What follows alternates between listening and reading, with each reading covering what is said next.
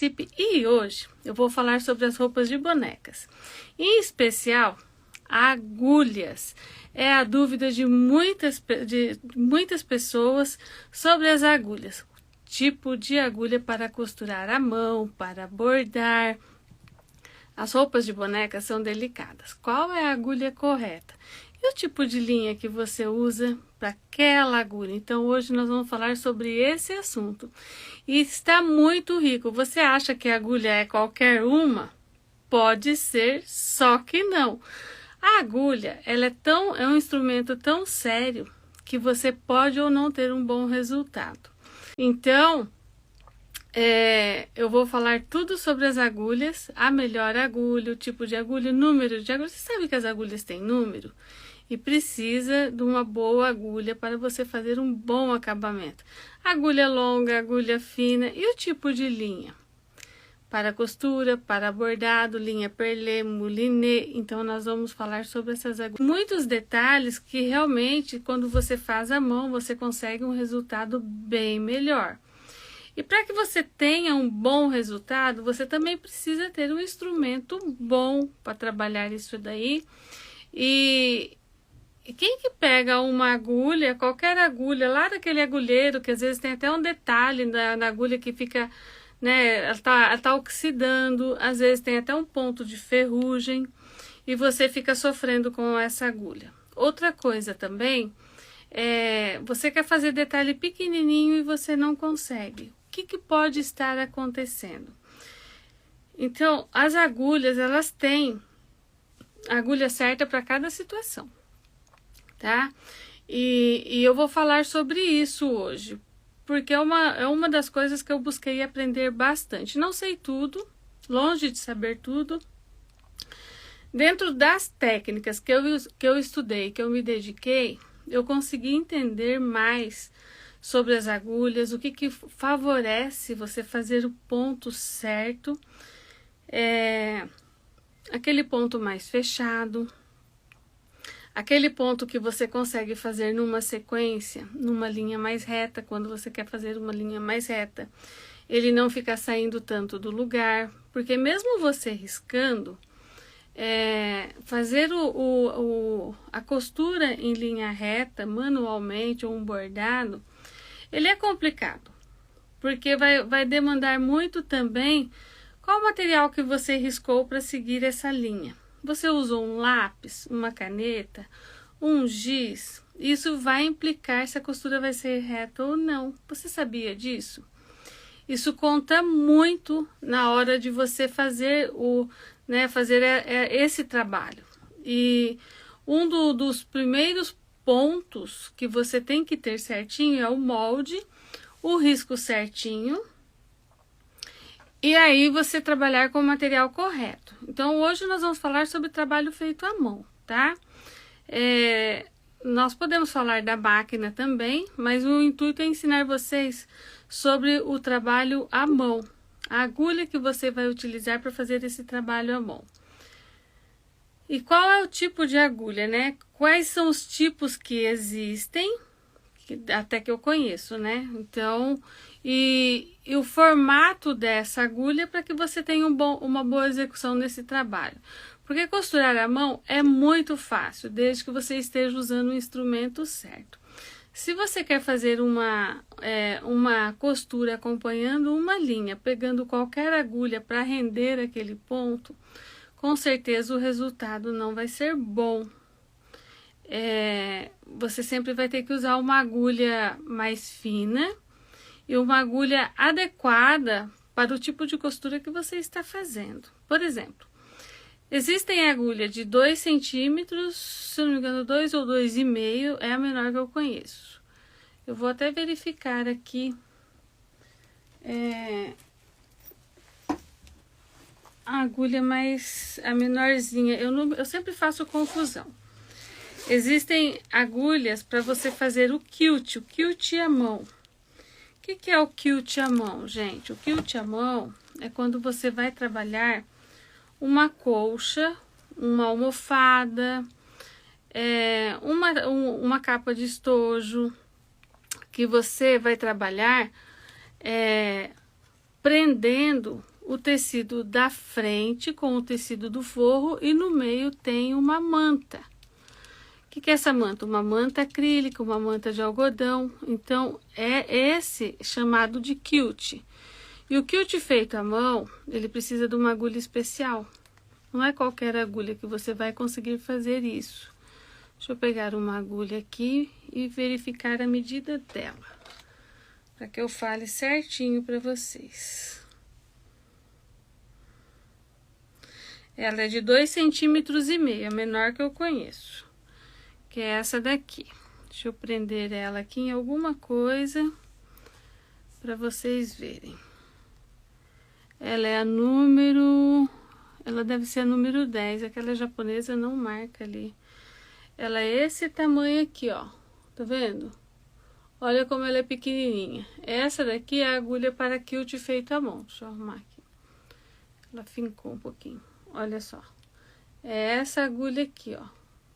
Ela tem 2,5 centímetros. E essa agulha, ela deve ser o número 10. Tem a 9 e tem a 10 dela. Não tem agulha, acho que grossa dela. Vai ser só essas mais fininhas mesmo. Elas são para fazer o quilt à mão. Por quê? Porque ela é tão curtinha assim. Primeiro que você vai ter que usar um dedal, né? O dedal, ele vai proteger o seu dedo. E o quilt feito à mão, você tem que fincar a agulha bem no vertical e fazer o giro dela pescando o avesso, passando pela manta e pescando o forro. Então, ela tem que ser curta para que você sinta o movimento dela. E se ela for muito longa, ela vai envergar demais e você vai acabar dando ponto extra, além do que você precisa. Então, por isso, a agulha curta, ela é o ideal para... E as agulhas são assim, incógnitas mesmo, né? Quando você vai trabalhar, por exemplo, a renda renascença, você já precisa de uma agulha número 7, número 6, horas número 2 ou 3. Vai depender do ponto que você está fazendo, porque a linha da renda renascença, ela é única, né? Ela é própria para aquilo e o lacê também. Então, se você vai pegar uma agulha muito fina, você pode cortar a linha no meio, por exemplo, e também a linha não vai passar. Então, para passar a linha da renda renascença, tem que ser 7, 6, de repente, eu acho que a número 3 não vai dar, vai ser muito grossa.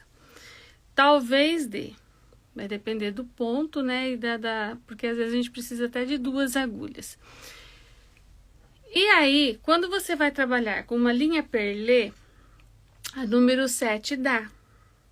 Mas também vai depender do tecido que você está usando. Se esse tecido, ele às vezes é muito duro, ele vai travar demais a passada da linha e vai vir a desfiar a linha. Então, às vezes é recomendado usar uma número 6, que é um pouquinho mais grossa. Então, vai depender da técnica que você está trabalhando. E na hora de fazer a costura, por exemplo, se você estiver usando... Eu já fiz muito quilt com a linha de seda.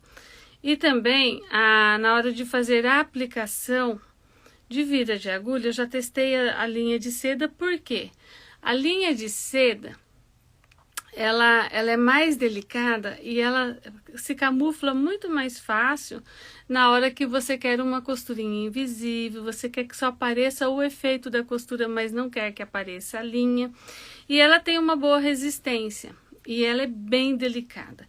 E para a linha de seda, você tem que usar agulha número 10 ou número 12, para que você realmente consiga fazer o trabalho que a agulha faça a abertura no tecido, que você acerte, né, aquele ponto que não abra tanto a trama do tecido. A agulha tem que ser fina. E também a agulha para trabalhar com a linha de seda, a número 12 é a mais gostosa. É a mais gostosa, porque realmente você faz o ponto e o ponto fica imperceptível praticamente. E você vai trabalhando todo o trabalho e você consegue trazer muita delicadeza. E a finalização desse trabalho fica incrível com a agulha bem fina e a linha bem fina com a linha de seda. Aí tem a linha de seda, né? Essa mais fininha que eu compro de uma marca japonesa. Mas também tem linhas de seda que são mais grossas. Aí também você tem que saber a numeração do diâmetro dessa linha. Qual é o número desse diâmetro, né? E se é bem fininha mesmo.